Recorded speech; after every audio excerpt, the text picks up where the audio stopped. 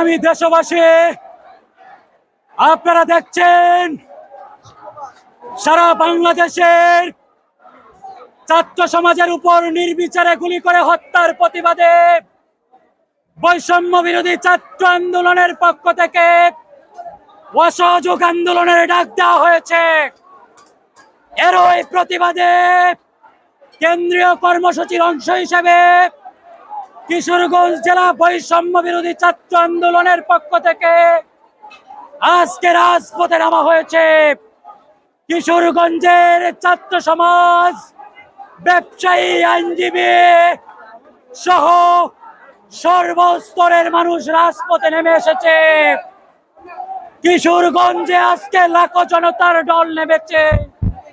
আমি বলতে চাই, অবিলম্বে খুনি হাসিনাকে পদত্যাগ করতে হবে, অন্যথায় আওয়ামী লীগ এবং প্রশাসনের লোকদেরকে বলতে চাই, আপনাদেরকে চিহ্নিত করে আপনাদের যে অবৈধ সম্পদের মাধ্যমে বাড়িঘর গড়ে তুলেছেন, অট্টালিকা গড়ে তুলেছেন, সম্পদের পাহাড় গড়ে তুলেছেন, সেগুলো সাধারণ ছাত্র সমাজ দখলে নিবে।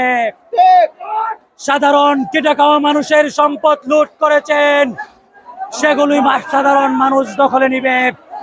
তাই আমি বলতে চাই, সেনাবাহিনীকে উদাত্ত আহ্বান করতে চাই, অতি সত্বর জরুরি অবস্থা ঘোষণা করুন, অন্তর্বর্তীকালীন সরকার গঠন করুন।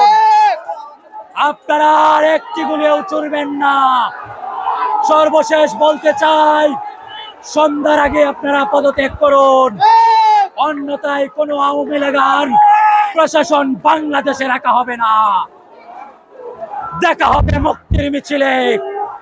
যদি আমি আমার জীবনের বিনিময়ে এদেশের 18 কোটি মানুষ মুক্তি পায়, তাহলে আমি আমার জীবন দিতে প্রস্তুত। আমি আছি আপনাদের সাথে, মোহাম্মদ ইকরাম হোসেন, সমন্বয়ক, বৈষম্য বিরোধী ছাত্র আন্দোলন, কিশোরগঞ্জ জেলা।